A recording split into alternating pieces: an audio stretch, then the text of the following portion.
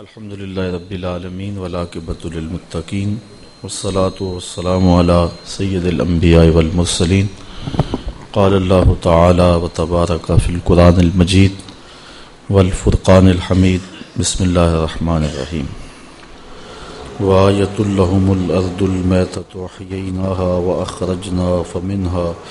وأخرجنا منها حبا فمنه یأکلون وجعلنا فيها جنات من نخيل وعناب وفجرنا فيها من العيون ليأكلوا من ثمره وما عملته أيديهم أفلا يشكرون صدق الله مولانا العظيم وصدق رسوله النبي الكريم الرؤوف الرحيم اللهم نور قلوبنا بالقرآن وزين أخلاقنا بالقرآن وادخلنا الجنة بالقرآن ونجنا من النار بالقرآن قال الله تعالى وتبارك في شان حبيبه مخبرا وآمرا إن الله وملائكته يصلون على النبي يا أيها الذين آمنوا صلوا عليه وسلموا تسليما الصلاة والسلام عليك يا رسول الله وعلى آلك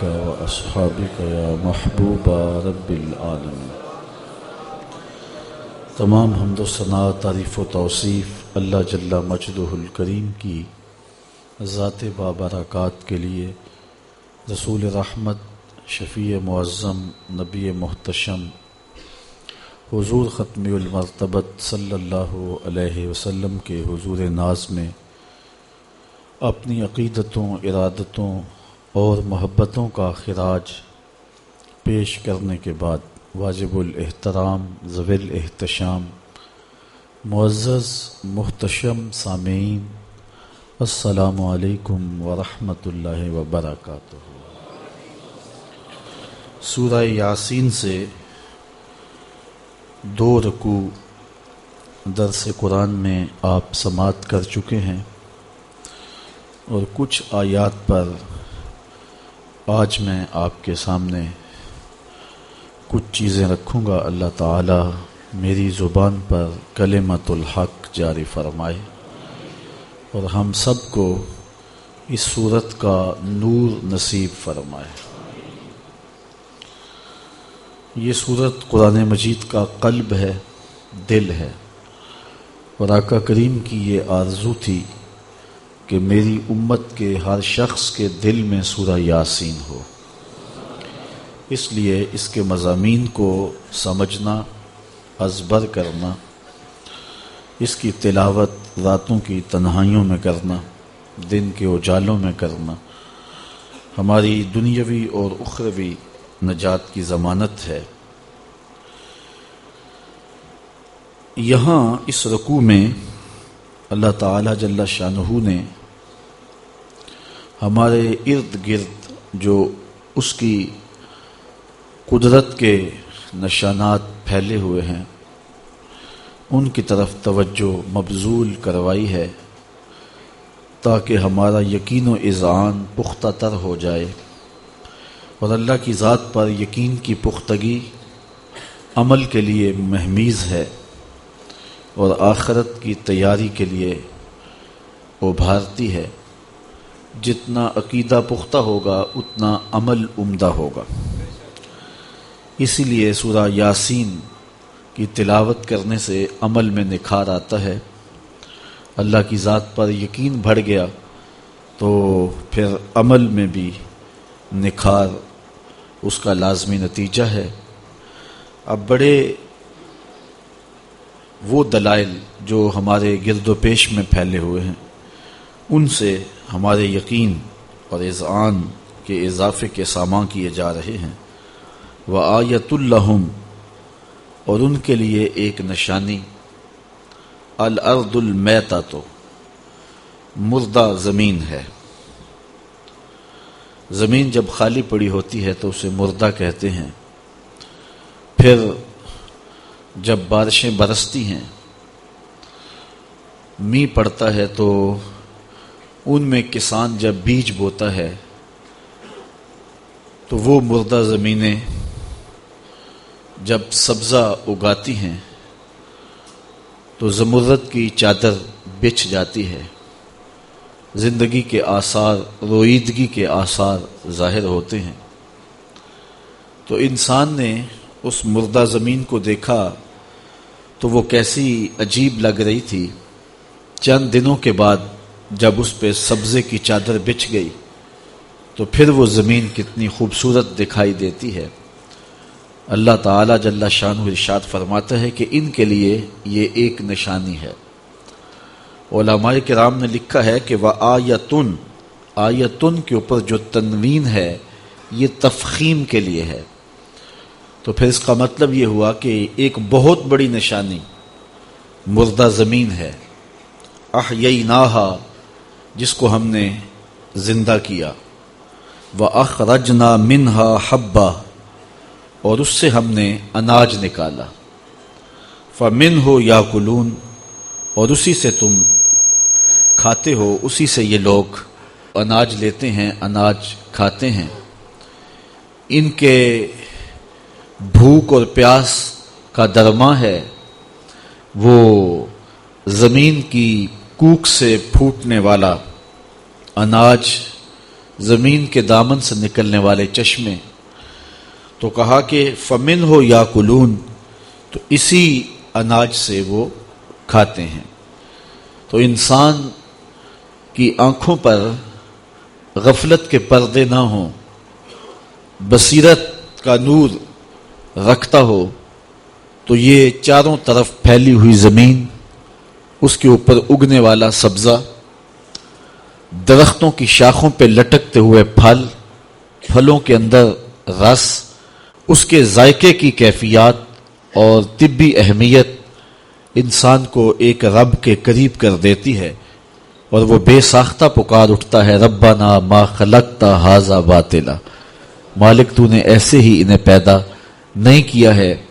تو یہ اس کی ذات پر دلیل ہے۔ تو یہ سبزے، یہ زمین کی کوک کو چیر کے نکلنے والے پودے، تو کہا یہ ہم نے نکالے ہیں اور اس اناج سے تم کھاتے ہو۔ فَمِنْهُ يَأْكُلُونَ، منہ کو یاکلون سے مقدم رکھا ہے، جبکہ جار مجرور جو ہوتے ہیں وہ متعلق ہوتے ہیں فعل کے، اور فعل کے بعد ذکر کیے جاتے ہیں، لیکن عربی میں کبھی ان کو مقدم بھی کر دیا جاتا ہے۔ تو جب جار اور مجرور مرکب بن کر کے فعل سے مقدم ہو جائے تو اس کی کوئی حکمت ہوتی ہے۔ تو یہاں منہ کو جو مقدم رکھا گیا ہے یاکلون پر، تو یہ اشارہ ہے نباتات کی اہمیت پر۔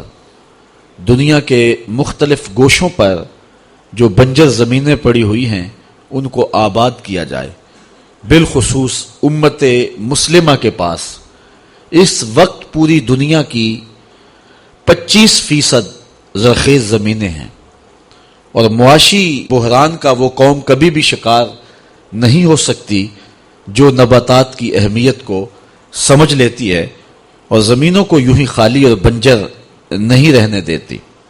تو منہ کو مقدم کر کے یہ بات بتائی گئی، کاش کہ آیان سلطنت کو قرآن مجید سے بھی شغف ہو اور وہ اس کتاب کے نور سے اپنی زندگیوں میں اجالے بھریں اور اس سے روشنی لے کر کے اپنے معاشی بحران کو دور کریں۔ جب نباتات کی اہمیت کو سمجھ لیا جائے گا تو پھر معاشی بحران کا قومیں شکار نہیں ہوں گی۔ تو کہا کہ یہ اللہ کی ایک نشانی ہے، اس نشانی سے فائدہ حاصل کیا جائے اور بنجر زمینوں کو آباد کیا جائے۔ دنیا کی وہ قومیں جنہوں نے ترقی کی ہے انہوں نے زراعت پہ خاص طور پہ توجہ دی ہے۔ یہ آپ کی بالکل ہمسائیگی کے اندر چائنا رہتا ہے، وہ گملے میں پھول کی بجائے ٹماٹر بیچتے ہیں اور جو ہے وہ کوئی بیل لگا دیتے ہیں جس سے وہ نظروں کی تسکین بھی پاتے ہیں اور پھل بھی پاتے ہیں۔ اور ہم بڑے بڑے پلاٹ محض آرائشی اور زیبائشی پودوں پر مشتمل رکھتے ہیں۔ اگر بڑے گھروں کے مالک اپنے گھر کی سبزی اپنے گھر میں پیدا کرنا چاہیں تو مشکل نہیں ہے۔ سڑکوں کے کنارے सैकड़ों मुरब्बा मील जो है वो ज़मीन खाली पड़ी हुई है, इसको आबाद किया जाए और नबातात की अहमियत को समझा जाए। फ़मिन्हो याकुलून में ये मिन्हो को मुकद्दम करके अल्लाह ताला ने नबातात की अहमियत उजागर की है। वजअलना फ़ीहा जन्नातिम मिन नख़ीलिन व अनाब व फ़ज्जरना फ़ीहा मिनल उयून। इरशाद फरमाया, और हमने उसमें बाग बनाए खजूरों और अंगूरों के, और हमने उसमें कुछ चश्मे बहाए।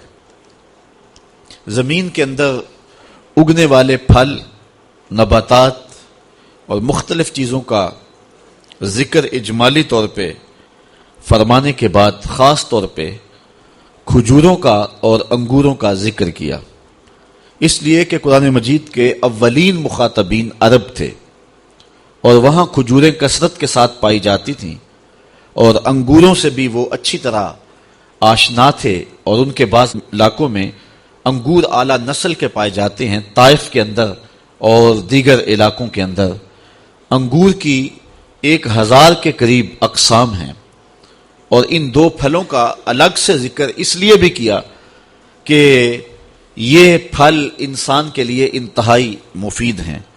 दमागी कवा की ज़रूरियात को जितना खजूर पूरा करती है उतना कोई और पूरा नहीं करती। मैदे के अल्सर के लिए जिस कदर खजूर मुफीद है, ये खजूर का ही मकसूम है। खजूर एक ऐसा फल है कि जो कच्चा भी खाया जा सकता है, जो पक्का भी खाया जा सकता है, जिसको आने वाले मौसमों के लिए स्टोर भी रख सकते हैं।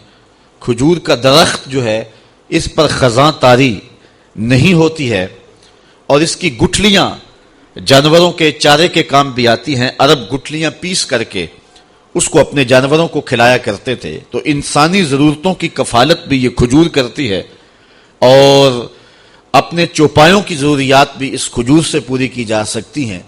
और शायद खजूर के जिक्र का सबब यह भी हो कि एक रिवायत में आता है, अकरिमु अम्मतकुमुन नखला, अपनी फुफ्फी खजूर की इज्जत किया करो, ये तुम्हारे बाप हजरत आदम अलैहिस्सलाम के खमीर से बची हुई मिट्टी से बनाई गई है। तो इंसान का खजूर के साथ जो ताल्लुक है वो एक बहुत गहरा है, और ये बहुत पुराना दरख्त है जो धरती के ऊपर आगाज में ही उगा दिया गया। इसलिए कहा गया कि अगर तुम नजर उठा के देखो, तुम्हें सहराओं में उगे हुए खजूरों के दरख्त नजर आएंगे जो तुम्हारी जरूरियात की कफालत करते हैं। तो क्या इन खजूरों को देख करके तुम रब की कुदरत और रब की सन्नाई और रब की कारीगरी और रब की जात पर तयक्कुन और यकीन की दौलत नहीं पाते हो? तो ये खजूरें तुम्हें कुछ सिखाती हैं। और फिर दूसरा जिक्र व आनाब, अंगूरों का किया। अंगूर जो है इसका जो शीरा है ये मां के दूध से मुशाबहत रखता है जायके में और तवानाई में। फिर कुदरत ने जिस सन्नाई के साथ, जिस कारीगरी के साथ इस शीरे को एक बारीक झिल्ली के अंदर पैक किया है, ये एक अलग कहानी है। दुनिया का कोई कारीगर इस एहतमाम के साथ शीरे को पैक नहीं कर सकता। रब ने जिस तरह इस शीरे को अंगूर के अंदर पैक किया है, तो कहा जरा इस पे गौर करो, इस पे तदब्बर करो। बसीरत की आंख खुली है तो गौर से देखो, ये खजूरें भी और ये अंगूर भी हमने तुम्हारे लिए पैदा किए। वफ़ज्जरना फ़ीहा मिनल उयून, और हमने इसमें कुछ चश्मे बहाए जो तुम्हारी ज़रूरियात की कफालत करते हैं। दुनिया के मुख्तलिफ गोशों में मीठा पानी चश्मों की सूरत में इंसान की प्यास बुझाता है। वैसे दुनिया के ऊपर 32 करोड़ मकाब मील पानी है इस वक्त पूरी दुनिया के ऊपर जो पाया जा रहा है, जिसमें 97.2% समंदरों का कड़वा पानी है। सिर्फ 2.8% पानी जो है वो मीठा है। अब उस 2.8% मीठे पानी से इंसानी जरूरियात किस तरह पूरी हो, एक बहुत बड़ा मसला है। लेकिन रब का एहतमाम यह है कि वो गर्म हवाओं को जब भेजता है तो वो समुद्रों से बखारात उठाती हैं, और कुर्राए ज़महरीर में पहुंच करके वो बुखारात जो हैं वो जब दोबारा बारिश का रंग इख्तियार करते हैं तो वो बिल्कुल मीठा हो चुका होता है, और फिर पूरी दुनिया के ऊपर وہ پانی برستا ہے دریاؤں کے راستے، پھر دوبارہ سمندر میں پہنچ جاتا ہے۔ اس آبی سائیکل کا آپ اگر مشاہدہ کریں تو زبان بے ساختہ رب کی تسبیح بولنے پہ مجبور ہو جائے گی کہ اس نے انسان کی ضروریات کو کس طرح پورا کیا، کہاں سے پانی اٹھایا، پھر بادل کب تک اس کو سنبھالے رہے، جب ضرورت پڑی تو پھر ان بادلوں کو نچوڑ دیا گیا، اور پھر گرم موسم کس طرح جو ہے وہ تبدیل ہوئے، اور رتوں کی تبدیلی دلوں میں کیسے قرار دیتی ہے۔ چند دن قبل جو برستی گرمی تھی اور لو کے جو تھپیڑے تھے، آپ نے بھی دیکھا کہ ہر شخص بالبلا اٹھا تھا، روزانہ کتنی اموات واقع ہو رہی تھی، اوپر سے بجلی نہیں، اور پھر حالات یہ ہیں کہ زندگی ایک اذیت بنتی جا رہی تھی۔ پھر رب نے ہواؤں کو حکم دیا، اب اڑاؤ بادلوں کو، میرے بندوں پہ رحمتیں برسا دو، اور پھر ایسی جل تھل ہوئی کہ موسم کے تغیر دلوں کے قرار کا سامان بھی بنے اور من میں چراغاں بھی ہوا، اور انسان بے ساختہ اس کی رحمتوں اور اس کی کرم نوازیوں پر جھوم اٹھا۔ تو یہ اس کا اہتمام ہے جو اپنے بندوں کے لیے اس نے فرمایا ہے۔ تو اللہ فرماتا ہے وَفَجَّرْنَا فِيهَا مِنَ الْعُيُونِ، ہم نے یہ جو چشمے جاری کیے ہیں، ذرا ان چشموں کو بھی دیکھو، یہ پھوٹتے جھرنے، یہ بہتی ندیاں، یہ گیت گاتے رقص کرتے ہوئے جو ہیں وہ آبشاریں، پہاڑوں کے اوپر تودے، پھر گرمیوں کے موسم میں ان کا پگھلنا، یہ قدرت کے انتظام دیکھیے اور مالک کے رنگ دیکھیے۔ تو اللہ فرماتا ہے وَفَجَّرْنَا فِيهَا مِنَ الْعُيُونِ، اور ان پھوٹتے ہوئے چشموں کو دیکھو، لِيَأْكُلُوا مِن ثَمَرِهِ، تاکہ اس کے پھلوں سے کھائیں۔ اب ثمرہ ہی میں جو ہی ضمیر ہے، اس پر مفسرین کی تین آراء ہیں۔ ایک رائے یہ ہے کہ ضمیر راجع ہے ذات باری کی طرف، کہ اللہ تعالیٰ کے دیے ہوئے پھلوں سے کھاؤ، اور دوسرا مفہوم یہ ہے کہ لِيَأْكُلُوا مِن ثَمَرِهِ، یہ ہی کی ضمیر راجع ہے نخیل اور آناب کی طرف، کہ کھجور کے پھلوں سے کھاؤ۔ اور تیسری رائے مفسرین کی یہ ہے کہ ثمرہ ہی کی جو ضمیر ہے یہ راجع ہے عیون کی طرف، کہ جب چشمے بہتے ہیں اور پانی پھوٹتا ہے تو زندگی کے آثار پیدا ہوتے ہیں اور رویدگی پیدا ہوتی ہے۔ تو چونکہ پانی بنیاد ہے زندگی کی، اللہ تعالیٰ قرآن مجید میں ارشاد فرمایا وَجَعَلْنَا مِنَ الْمَاءِ كُلَّ شَيْءٍ حَيٍّ، ہم ہر زندہ کی زندگی کا دار و مدار پانی پہ رکھا ہے۔ انسان پانی کے بغیر نہیں جی سکتا، حیوانات پانی کے بغیر نہیں جی سکتے۔ اسی طرح آج سائنس کہتی ہے کہ یہ جو درخت ہیں، نباتات ہیں، یہ بھی زندگی رکھتے ہیں، گو حیوانات کی زندگی سے ان کی زندگی مختلف ہے، تو یہ بھی پانی کے بغیر جی نہیں سکتے، سوکھ جائیں گے۔ تو جتنے بھی زندہ ہیں ان کی زندگی کا دار و مدار پانی پر ہے۔ تو اگر قرآن مجید کی اس آیت کو سامنے رکھا جائے تو ثمرہ ہی میں جو ہی کی ضمیر ہے یہ عیون کی طرف لوٹائیں گے، اور مفسرین کی زیادہ تعداد اس سمت گئی ہے کہ ان پھوٹتے چشموں کا پھر فیض دیکھیے، اور اللہ کی کرم نوازیوں کے جمتے ہوئے رنگ دیکھیے، اور پھر کھجور کی صورت میں تمہارے اوپر اس نے جو پھل عطا کیے تو اس پھلوں کا فیضان دیکھیے کہ تم اس کو کھاتے ہو۔ تمہاری بھوک کا مٹنا اللہ کی ان کرم نوازیوں سے ہوتا ہے۔ وَمَا عَمِلَتْهُ أَيْدِيهِمْ، فرمایا یہ سب کچھ تمہارے ہاتھوں نے نہیں بنایا۔ یہ انگور کی بیل کے اندر جو رب نے خوشے لگائے ہیں، ان خوشوں کے اوپر جو جلی چڑھائی ہے، اور بے کھجور کے اندر، انگوروں کے اندر جو ذائقے رکھ دیے ہیں، پھر اس کے اندر جو طبی تاثیرات رکھ دی ہیں، جو مٹھاس رکھ دی ہے، اور اس کے اندر جو لذتیں رکھ دی ہیں، یہ تمہارے ہاتھ کا کام نہیں ہے، بلکہ ایک رب ہے جس نے اس کھجور کے اندر، انگور کے اندر، پھلوں کے اندر، اناج کے اندر مٹھاس بھی رکھی ہے، توانائی بھی رکھی ہے، تمہاری ضرورتوں کی کفالت بھی ہوتی ہے۔ افلا یشکرون، کیا وہ شکر کیوں نہیں کرتے ہیں؟ جبکہ یہ ان کے ہاتھوں کی کرشمہ سازی نہیں ہے، یہ رب کی صنائی اور رب کی قدرت کے بکھرے ہوئے رنگ ہیں جو پوری دنیا کے اوپر دیکھے جا سکتے ہیں۔ تو یہ پھوٹتے چشمے، یہ بہتے ہوئے جھرنے، یہ جو ہے وہ نہریں، یہ نچڑتے ہوئے بادل، یہ ساون کا موسم، یہ پگھلتے ہوئے برف کے تودے، اور یہ قدرت نے جو پانی کے سلسلے رکھے ہیں جس سے زندگی نصیب ہوتی ہے۔ تو اللہ فرماتا ہے کہ دیکھیے کہ ہم نے زمین کو بنجر نہیں رہنے دیا، اس زمین کی سیرابی کے لیے چشمے بھی ہیں جو زمین کے اندر سے پھوٹتے ہیں، اس کی سیرابی کے لیے جو ہے وہ نچڑتے ہوئے بادل بھی ہیں جو جل تھل کر کے رکھ دیتے ہیں، اس کے لیے نہری نظام بھی ہے، اس کے لیے جو ہے وہ ندیاں بھی ہیں، اس کے لیے نالے بھی ہیں جو زمینوں کو سیراب کرتے ہیں۔ اس آیت کریمہ کے اس مفہوم کو اگر سامنے رکھیں تو ایک اور مفہوم بھی سمجھ میں آتا ہے، اور وہ یہ ہے کہ جب زمین کا حق ہے کہ وہ خالی نہ پڑی رہے، اس پہ برگ و بار آئے، اس پہ سبزہ آئے، اس پہ رویدگی آئے، جب رب زمین کو بھی مردہ نہیں رہنے دیتا تو وہ رب کیسے چاہے گا کہ دل بنجر رہیں؟ تو جو زمین کی زندگی کے لیے پانی اور چشمے اور زمین کی زندگی کے لیے نچڑتے بادل جس نے جو ہے وہ بنائے ہیں، اس نے دلوں کی زندگی کے لیے نبی بھی بھیجے ہیں، رسول بھی بھیجے ہیں، کتابیں بھی بھیجی ہیں اور مصلحین کو بھی بھیجا ہے تاکہ دلوں کی بستیاں غیر آباد نہ رہیں۔ جس طرح مردہ زمین پر بارش برسی تو رویدگی پیدا ہوئی، اس طرح اہل اللہ کی صحبت میں جانے والے دلوں کی زندگی پایا کرتے ہیں، اور نبیوں کے قرب میں رہنے والوں کے دلوں میں کبھی صداقت کے پھول کھلتے ہیں، کبھی عدالت کے پھول کھلتے ہیں، کبھی سخاوت کے پھول کھلتے ہیں، کبھی ولایت کے پھول کھلتے ہیں۔ تو یہ ساری کرشمہ سازیاں اس رب نے اپنے بندوں کے لیے فرمائی ہیں۔ افلا یشکرون، یہ لوگ اللہ کا شکر کیوں ادا نہیں کرتے ہیں؟ اصل نعمتوں کی بہتات بعض اوقات انسان کو غور نہیں کرنے دیتی، حالانکہ نعمتوں کی بہتات پر بندے کو زیادہ شکر گزار ہونا چاہیے۔ بھوک پیاس کاٹی ہو تو پھر نعمت ملے تو پھر اسے پتہ چلتا ہے۔ وہ ایک مقولہ ہے کہ قدر نعمت زوال نعمت کے بعد ہوتی ہے۔ تو چونکہ ہمیں یہ اتنا کچھ مراحل جو طے کر کے یہ سبزہ، یہ اناج، یہ پھل جو ہمارے تک پہنچتے ہیں، ہمیں کبھی اس کا احساس ہی نہیں ہوا۔ پلیٹ میں سجے ہوئے ہمارے سامنے آ جاتے ہیں تو ہم نے کبھی اس پہ تدبر ہی نہیں کیا کہ کتنے مراحل طے کیے تھے۔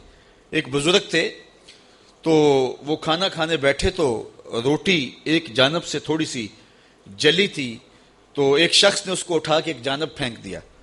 تو وہ بزرگ فرمانے لگے، مخاطبہ کرے کہ اس شخص سے، کہ کسان سحری کے وقت اٹھا جب سارا زمانہ سویا ہوا تھا، اس نے ہل جوتے اور جا کے زمین کو پھاڑا، اور پھر 2-3 دن تک وہ زمین کو نرم کرتا رہا، پھر وہ بیج لے کر کے گیا، بیج ڈالا، پھر سہاگا چلایا، پھر اس کے بعد اس نے پانی دیا، اور وہ بھی بیل اس نے جو ہے وہ جوتے کنویں پہ، اور کنویں سے پانی نکالا اور زمین کو سیراب کیا۔ پھر اس کے بعد جب رویدگی پیدا ہوئی تو جڑی بوٹیاں بھی اگ گئیں، تو وہ کسان پہلے تو خود اکیلا جاتا تھا، اب اپنے بچوں کو بھی ساتھ لے گیا، اور ایک کونے سے لے کے دوسرے کونے تک ساری جڑی بوٹیاں نکالتا رہا، اور کئی دن اس عمل میں لگ گئے۔ پھر پانی دیتا رہا، رب بھی اہتمام فرماتا رہا، بارشیں بھی برستی رہیں۔ جب بارش نہیں آئی تو ضرورت پانی کی تھی تو اس نے پھر جو ہے وہ کنویں پر بیل جوتے اور پھر پانی دیا۔ پھر جو ہے وہ چاند جو تھا، اس کی چاندنی اس کے اوپر لگے ہوئے اناج کے اندر رس بھرتی رہی اور مٹھاس پیدا کرتی رہی، اور سورج اس کو پختہ کرتا رہا۔ پھر وہ گندم پک گئی تو شدت کی گرمی کے اندر جو ہے وہ کتنے لوگ آئے اور اس کو کاٹتے رہے، اور سخت دوپہر میں کاٹ کر کے انہوں نے اس کو باندھ دیا، اور پھر کچھ دنوں کے بعد اس کے خوشے الگ کیے، اور پھر خوشوں سے اناج الگ کیا اور بھوسا الگ کر دیا گیا۔ پھر اس اناج کو پھر پانی سے دھویا گیا، اور پھر ایک خاتون نے چکی سے اس کو پیسا اور آٹا بنایا، اور پھر کنویں سے جو ہے وہ گھر کا مالک جا کے پانی لے کر کے آیا، اس نے پانی ڈال کر کے اس آٹے کو گوندا۔ پھر وہ گھر کا مالک کہیں سے لکڑیاں لے کے آیا کاٹ کر کے، اور اس نے چولہے میں رکھ کے آگ لگائی، پھر اس کے اوپر توا رکھا، اور پھر اس کے اوپر وہ گوندا ہوا آٹا، اس کا پیڑا بنایا، پھر اس کی روٹی بنائی، پھر اس کے اوپر ڈالا۔ آگ تھوڑی سی زیادہ جل گئی اور ایک کونا جل گیا اور تجھے پسند نہ آیا کہ کہاں سے سلسلہ چلا اور کہاں تک پہنچا، اور تو نے اس طرح اتار کے پھینک دیا۔ یہ اللہ کی نعمت ہے۔ تو چونکہ انسان کی نظر اس سارے منظر نامے کی طرف نہیں ہوتی ہے، اور یا پھر اس کو آسانی سے مل جاتی ہے تو وہ شکر کا لہجہ نہیں رکھتا ہے، اور جب اس کو کوئی نعمت ملنے میں تاخیر ہو جائے تو پھر اسے پتہ چلتا ہے، پھر اس کا رما رما شکر ادا کر رہا ہوتا ہے۔ یہ موسم ماہ سیام کا آ رہا ہے، تو سارے دن کی بھوک اور پیاس کاٹنے کے بعد جب شام کے وقت ٹھنڈا اور میٹھا مشروب ملتا ہے اور بندہ اس کو لے کر کے اپنے کام و دہن میں ٹپکاتا ہے، تو انسان کی زبان بولے نہ بولے، انسان کا ایک ایک بال رب کی تسبیح بول رہا ہوتا ہے اور رب کا شکر ادا کر رہا ہوتا ہے، اس لیے کہ سارے دن کی پیاس کاٹی نا تو اب پتہ چلا کہ پانی کیا ہوتا ہے۔ یہاں حضرت مولا کائنات سیدنا علی المرتضیٰ رضی اللہ تعالی عنہ کا ایک قول آپ کے سامنے رکھنا چاہوں گا حضور کے بارے میں کہ حضور سے محبت کتنی ہے ہمیں. کسی نے کہا جان سے زیادہ، کسی نے کہا مال سے زیادہ، کسی نے کہا اولاد سے زیادہ، کسی نے کچھ کہا. حضرت علی المرتضیٰ فرمانے لگے حضور ہمیں مال سے، جان سے، اولاد سے پیارے تھے، یہاں تک کہ پیاس کی شدت ہو اور ٹھنڈا پانی میسر آ جائے حضور اس ٹھنڈے پانی سے بھی زیادہ پیارے تھے ہمیں. یہ آپ نے پرسوں ترسوں کے اخبار میں دیکھا ہوگا کہ جو ہے وہ عرب میں ایک شخص گاڑی خراب ہونے کی وجہ سے راہ نہیں پا رہا تھا، پھر 40 کلومیٹر پیدل چلا اور پھر اس کی موت واقع ہو گئی. صحراؤں میں پانی نہ ملے تو سیدھی سیدھی موت ہوتی ہے. حضرت مولا کائنات کہتے ہیں کہ ہم بتائیں کہ حضور کتنے پیارے تھے. کہا اتنا سمجھو کہ صحراؤں میں جب موت اپنی آنکھیں نکال رہی ہو اور ٹھنڈا پانی میسر نہ ہو تو اچانک اس پیاس میں ٹھنڈا پانی نصیب ہو جائے تو وہ ٹھنڈا پانی کتنا بھلا لگتا ہے. حضور ہمیں اس سے بھی زیادہ پیارے تھے. مطلب یہ کہ حضور ہمیں جان سے بھی زیادہ پیارے تھے. تو اللہ کی ان نعمتوں کی قدر سیکھیں.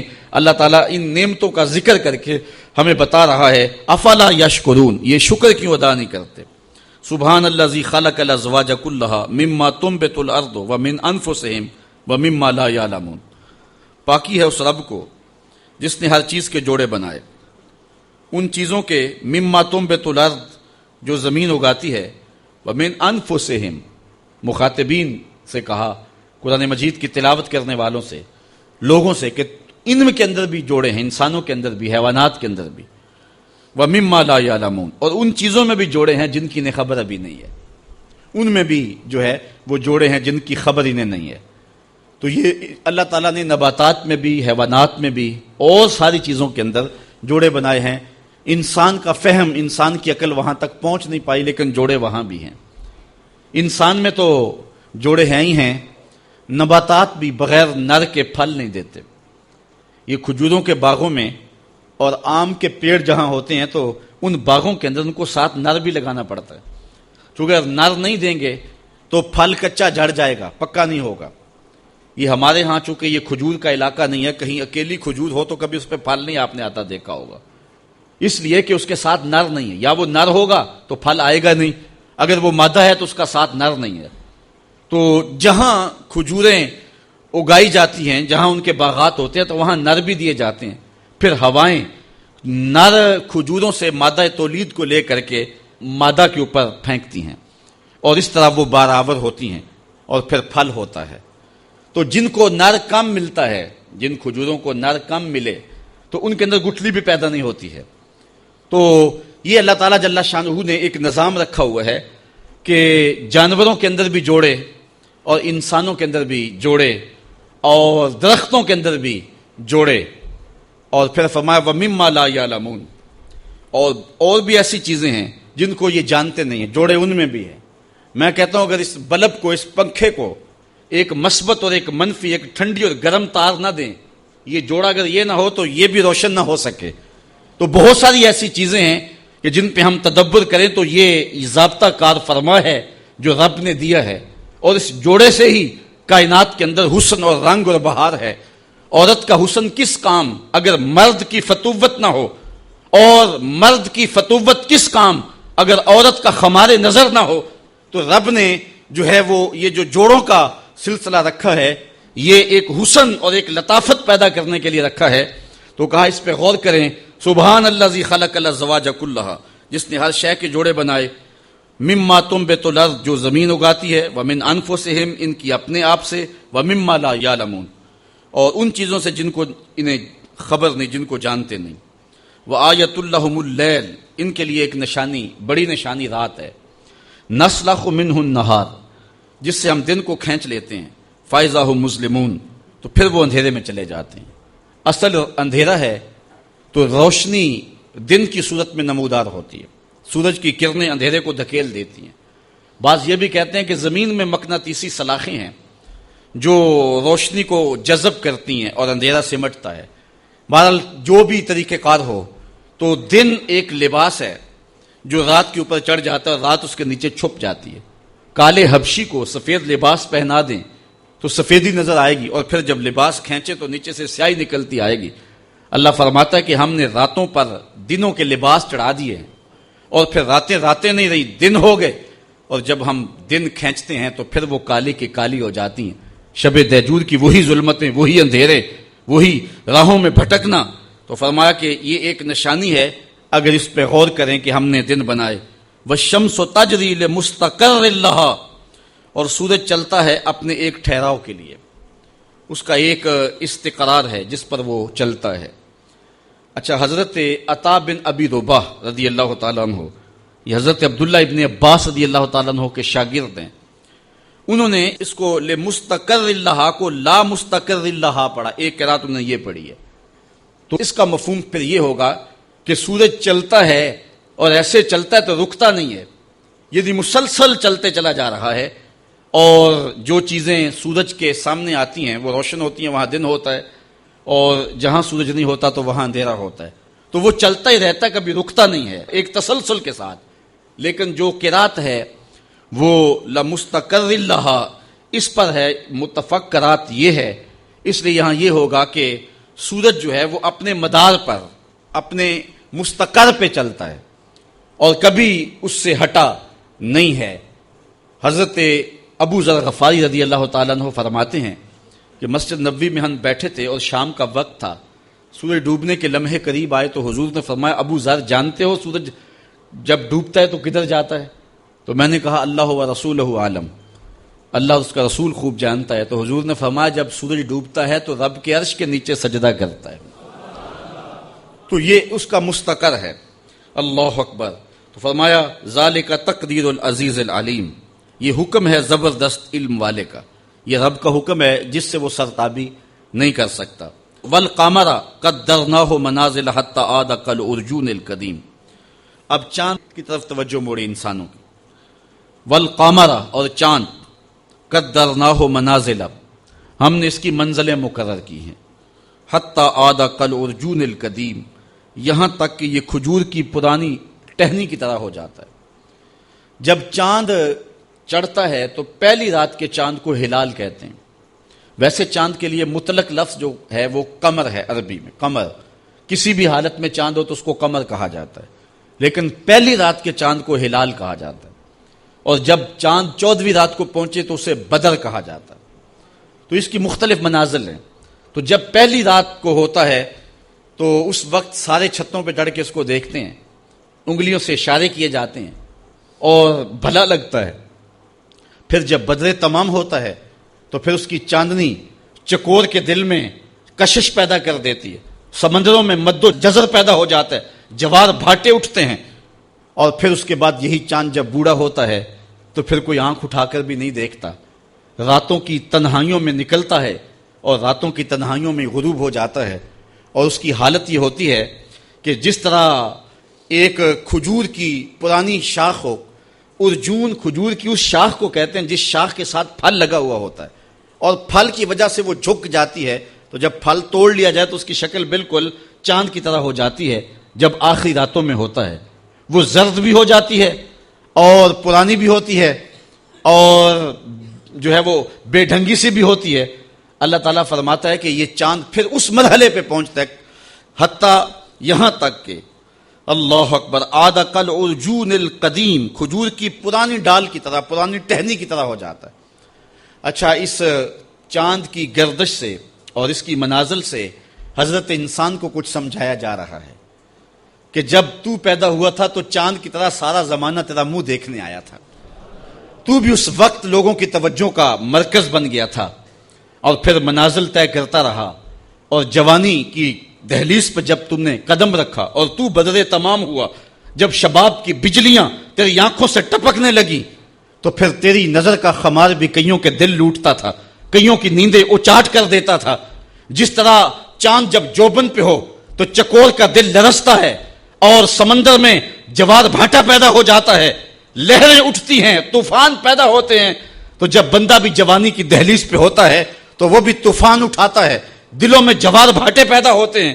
تو وہ لمحے بھی آئے کہ تو نے دلوں کی بستیاں اور دلوں کی دنیا پر ہلچل پیدا کر کے رکھ دی، تیرا شباب لوگوں کی زندگیوں کے اندر گھلتا رہا اور کتنوں کی نیندیں اچاٹ ہوتی رہیں، تیری زلف کے شکن کتنوں کا قرار لوٹ کے لے گئے، لیکن پھر وہ لمحہ بھی آیا حتی آدا کل ارجون القدیم، پھر بوڑھا ہو گیا، پھر تجھے کوئی دیکھنے بھی نہیں آتا، کوئی تجھ سے اداس بھی نہیں ہوتا، بچے بھی کترا کے گزر جاتے ہیں۔ کہا انسان ذرا چاند کی منزلوں کو دیکھ، یہی چاند کتنا پیارا تھا، اور آج اسی چاند کو کوئی دیکھتا بھی نہیں ہے۔ بچہ جب پیدا ہوتا ہے تو اس کی مسکراہٹ دل کھینچتی ہے، اور جب بوڑھا مسکراتا ہے تو اس وقت جو ہے لوگوں کی توجہ نہیں ہوتی۔ بچے کی زبان جو ہے وہ اڑ اڑ کے جب بولتا ہے تو اس کی توتلی زبان کا حسن دلوں میں نکھار پیدا کرتا ہے۔ ماں بھی بلہاری جاتی ہے، باپ بھی صدقے جاتا ہے، بہنیں بھی جو ہے وہ قربان جاتی ہیں، تو بچے کا ٹوٹا لہجہ اور توتلی زبان خوشیوں کی ایک لہر ہوتی ہے۔ لیکن جب بڑھاپے میں فالج کی وجہ سے زبان میں لکنت آ جائے، اب توتلا پن پیدا ہو جائے، اب زبان اٹکنے لگے، تو بچے بھی مذاق اڑاتے ہیں۔ ایک لمحہ وہ تھا کہ زبان توتلی تھی تو حسن تھا، آج لمحہ وہ گیا کہ حتی آدا کل ارجون القدیم، کھجور کی ٹہنی سے جب پھل توڑ لیا جائے، اب اس ٹہنی کو کون پوچھتا ہے؟ جب تک پھل آیا نہیں تھا وہ ٹہنی اچھی لگتی تھی، مالی سنبھال کے رکھتا تھا، جڑوں کو بھی پانی دیتا تھا، اور خیال کرتا تھا کہ کوئی ایسا نقصان نہ ہو کہ یہ پودا جو ہے وہ مرجھا جائے۔ پھر جوبن پہ آیا اور جب کھجوریں لگیں تو اس نے پھر رسیاں بھی باندھی اور کھجوروں کو سنبھالنے کے لیے سب کچھ کیا۔ پھر جس دن اس نے اس ڈال سے پھل کاٹ لیا، اب وہ کھجور اجڑ گئی، اب اس کی وہ ٹہنی بے توقیر ہو گئی۔ انسان کی زندگی کا جب شباب لٹ جاتا ہے اور بڑھاپے میں جب وہ کسی قابل نہیں رہ جاتا، تو پھر اس کی بھی یہ مثال ہے حتی آدا کل ارجون القدیم، جیسے کھجور کی پرانی ڈال ہو۔ للشمس ینبغی لہا ان تدرک القمر ولللیل سابق النہار، سورج کو یہ حق نہیں پہنچتا کہ وہ چاند کو پکڑ لے، ولللیل سابق النہار، اور رات دن پر سبقت لے جائے، یہ بھی اس کو حق نہیں پہنچتا۔ کبھی ایسا نہیں ہوا کہ ابھی رات کا کچھ حصہ رہتا ہو تو دن آ گیا ہو، یہ کبھی ایسا نہیں ہوا کہ ابھی دن کا کچھ حصہ رہتا ہو تو رات پڑ گئی ہو، عصر کے وقت ہی سورج ڈوب گیا ہو، کبھی ایسا نہیں ہوا۔ وہ اپنے مدار سے نہیں ہٹتا، وہ اپنے مدار سے نہیں ہٹتا۔ جو دن کا وقت ہے وہ متعین ہے، اور جو رات کا وقت ہے وہ متعین ہے، اور اس طرح سورج اور چاند ایک دوسرے کو پکڑتے نہیں ہیں۔ وَكُلٌّ فِي فَلَكٍ يَسْبَحُونَ، اور یہ سارے کے سارے جو ہے وہ آسمان میں تیر رہے ہیں، اپنے اپنے مدار میں ایک گھیرے میں تیر رہے ہیں۔ تو معلوم ہوا کہ زمین بھی نہیں گھومتی، آسمان بھی نہیں گھومتا۔ پہلے نظریہ تھا آسمان گھومتا ہے، پرانے فلاسفہ کا، سائنسدانوں کا یہ نظریہ تھا۔ اب نظریہ یہ ہے زمین گھومتی ہے، اور جو ہے وہ سورج چاند ستارے یہ جڑے ہوئے نگینے کی طرح آسمان میں، تو جو حصہ سامنے آ گیا وہ روشن ہو گیا۔ لیکن قرآن نے جو نظریہ دیا، کلن، یہ سارے کے سارے، فی فلک یسبحون، یہ اپنے گھیرے میں جو ہیں، اپنے اپنے فلک میں جو ہیں وہ تیر رہے ہیں، اپنے مدار میں گھوم رہے ہیں۔ تو چاند سورج ستارے گھوم رہے ہیں، آسمان بھی نہیں گھوم رہا، زمین بھی نہیں گھوم رہی، چاند سورج ستارے گھوم رہے ہیں۔ وآیۃ لہم، ان کے لیے ایک نشانی، انا حملنا ذریتہم فی الفلک المشحون، ہم نے ان کے بزرگوں کی پیٹھ میں بری ہوئی کشتی میں سوار کیا، یعنی ان کو، ان کی ذریت کو، جو ذریت بزرگوں کی پیٹھ میں تھی، جو قیامت تک آنے والی نسلیں تھیں، ہم نے بھری ہوئی کشتی میں سوار کیا۔ اللہ اکبر۔ وخلقنا لهم من مثلہ ما یرکبون، اور ان کے لیے ویسی کشتیاں بنا دی جن پر وہ سوار ہوتے ہیں۔ آج کے جدید جہاز اس سے مراد لیے جا سکتے ہیں۔ تو کہا ان کو، ان کی ذریت کو، ان کے ساز و سامان کو ہم نے بڑی کشتیوں کے اندر سوار کر دیا۔ لکڑی کا ایک تختہ ہے جو پانی پہ تیر رہا ہے۔ وَإِن نَّشَأْ نُغْرِقْهُمْ، اللہ اکبر۔ یہ کیسے تیر رہا ہے؟ کہا اگر ہم چاہیں تو انہیں غرق کر کے رکھ دیں۔ آج تو موجیں، طوفان اور جو ہے وہ بڑے بڑے جو ہے وہ حادثات جو سمندر میں روپذیر ہو رہے ہیں، ان کا بیڑا پھر بھی بچ کے گزر جاتا ہے۔ یہ ملا کا کمال ہے یا جو بیٹھے ہیں ان کا کمال ہے؟ کہا ان کا کمال نہیں، رب ان کو بچا رہا ہے۔ اور اگر ہم چاہیں، وَإِن نَّشَأْ، اگر ہم چاہیں، نُغْرِقْهُمْ، ہم ان کو غرق کر دیں، فَلَا صَرِيخَ لَهُمْ، ان کی کوئی چیخ بھی نہ سن پائے، ان کی کوئی فریاد کو بھی نہ پہنچے، وَلَا هُمْ يُنْقَذُونَ، اور نہ یہ بچائے جائیں، کوئی مدد کے لیے کوئی ٹیم ان کی مدد کو پہنچے بھی نہ۔ اگر ہم چاہیں تو ایسی جگہ ڈبو دیں، ایسی گھمن گھیری کے اندر، ایسے منجدار کے اندر کہ ان کی خبر بھی نہ ہو۔ اور دنیا کے اوپر کتنے جہاز ایسی جو ہے وہ گمبھیر اور ایسی منجداروں کے اندر ڈوب گئے ہیں کہ آج تک انسان تو انسان رہے، ان جہازوں کا نہیں پتہ چلا گئے کدھر ہے. تو اللہ فرماتا اگر ہم چاہیں تو ایسی جگہ ڈبو دے جہاں ان کی کوئی فریاد بھی نہ سنے، ان کی کوئی آواز بھی نہ سنے. الا رحمتا منا، لیکن ہم ان کو بچا رہے ہیں. کیوں؟ یہ ہماری رحمت کی وجہ سے بچ رہے ہیں. ومتاعا الی حین، اور ایک وقت کے لیے ان کا برتنا ہے. ان کی موت ان کی زندگی کی حفاظت کر رہی ہے. اس وجہ سے یہ بچتے آ رہے ہیں کہ موت کا بھی وقت نہیں آیا، پیغام اجل ابھی نہیں آیا. تو یہ سمجھتے ہیں ہم بچ کے آگے، تم نہ بچ پاتے. یہ بچانے والا بچا رہا ہے جس نے تمہاری موت کا وقت مقرر کیا ہے. جب تک اس متعین وقت پہ نہیں پہنچو گے تمہیں کوئی نقصان نہیں پہنچا سکتا.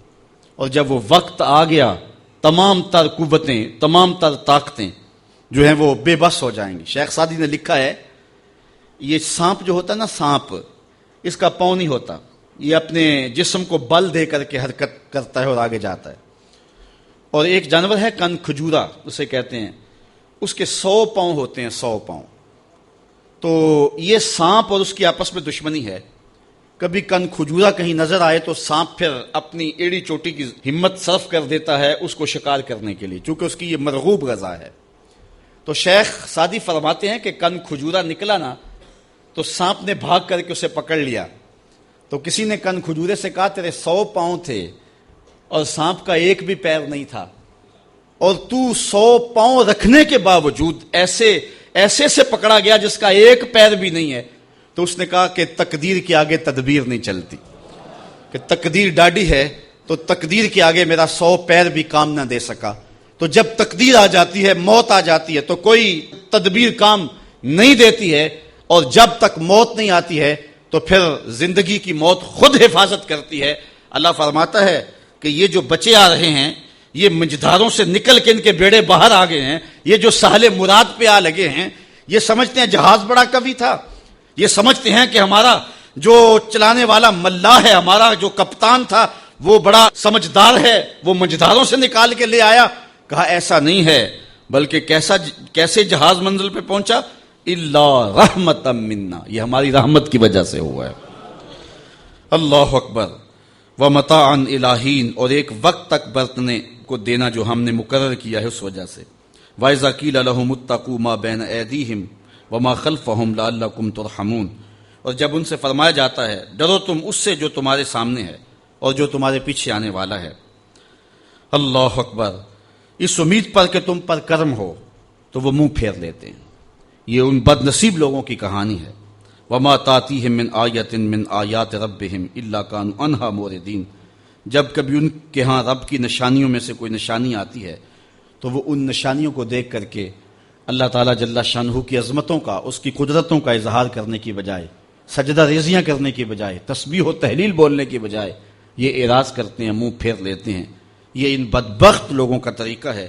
وآخر دعوانا ان الحمدللہ رب آفاق کے ہر گوشے میں قرآن سنا کر دم لینا،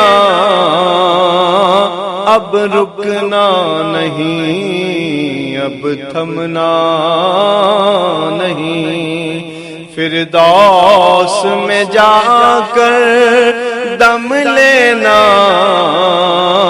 آفاق کے ہر گوشے میں قرآن سنا کر دم لینا، اب رکنا نہیں، اب تھمنا نہیں.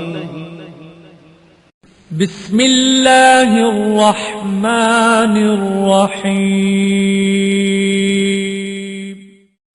ہم جہد و عظیمت کے راہی، ہم جہد و عظیمت کے راہی، منزل پہ جا کر دم لیں گے، میدان عمل میں نکلے ہیں، میدان عمل میں نکلے ہیں، باطل کو مٹا کر دم لیں گے. ہم جہد و عظیمت کے راہی، منزل پہ کر دم لیں گے، آفاق کے ہر ہر گوشے میں، آفاق کے ہر ہر گوشے میں قرآن سنا کر دم لیں گے۔ اب رکنا نہیں، اب تمنا نہیں، اب رکنا نہیں، اب تمنا نہیں، فردوس میں جا کر دم لیں گے ہم جہد و عزیمت کے راہی، منزل پہ جا کر دم لیں گے، میدان عمل میں نکلے ہیں، باطل کو مٹا کر دم لیں گے۔ اس دارالعلوم کی ایک ایک اینٹ میں پیار بھرا ہوا ہے، درد بھرا ہوا ہے، تو اس کے لیے دعا گو رہیں، اپنے تعاون سے بھی نوازتے رہیں۔ اللہ کی توفیق سے یہ ایک مرحلہ تقریباً تکمیل کے قریب ہے۔ ہم نے چاہا یہ تھا کہ 3.5 لاکھ روپے کا ایک ستون بما اوپر والا چھت اور فرشی لینٹر جو پڑا ہے، یہ 3.5 لاکھ روپے کا ایک بنتا ہے، تو اگر ہمیں 99 لوگ مل جائیں تو یہ سارا مکمل ہو جائے، لیکن 47 لوگ ہمیں مل سکے، چونکہ 3.5 لاکھ روپے ہم نعت خواں کو دے لیتے ہیں، مدرسے کو دینا ہمارے لیے مشکل ہے، ہمارا مزاج ایسا بنا ہوا ہے۔ تو پورے ملک کے اندر اتنے لوگ ملے، اللہ ان کے رزق میں بے پناہ برکتیں عطا فرمائے۔ باقی جن لوگوں نے انفرادی طور پہ کوشش کی، 2، 5، 7، 8، 10، 20 ہزار جتنی توفیق کوئی شامل ہوئے، تو یہ اتنا کام مکمل ہوا، اور یہ تھوڑا سا حصہ ہم نے یہ کچھ قرض لے کر کے ڈالا ہے، اور آگے والا حصہ بھی ہم نے جو ہے وہ تعمیر کرنا ہے۔ جب اوپر والی چھت کا مرحلہ پہنچے گا تو ایک ستون بما چھت کے صرف 2 لاکھ روپے تک جو ہے وہ ممکن ہوگا۔ احباب اگر اس حوالے سے جو ہے وہ تعاون فرمائیں۔ جامعۃ المصطفیٰ کے جو ماہانہ اخراجات ہیں اس سلسلے کے اندر باہر سے معاونت فارم اگر وصول کر لیں، ایک بچے کا اوسط خرچہ تقریباً 1200 سے 1500 روپے تک ہے۔ اگر ایک بچے کا خرچہ اپنے ذمے لے لیں، ہمارا نمائندہ ہر مہینے وصول کر لے گا، تو یہ ایک تعاون کی صورت ہوگی۔ بہرحال جس طرح جس سے بن پڑے، اپنے مرحومین کے اصال ثواب کے لیے، اس کی تعمیر کے لیے آپ نے کوشاں رہنا ہے۔ جس نے ایک پائی بھی اس جامعہ کے لیے خرچ کی، اے اللہ اس کو جزائے جزیل دے۔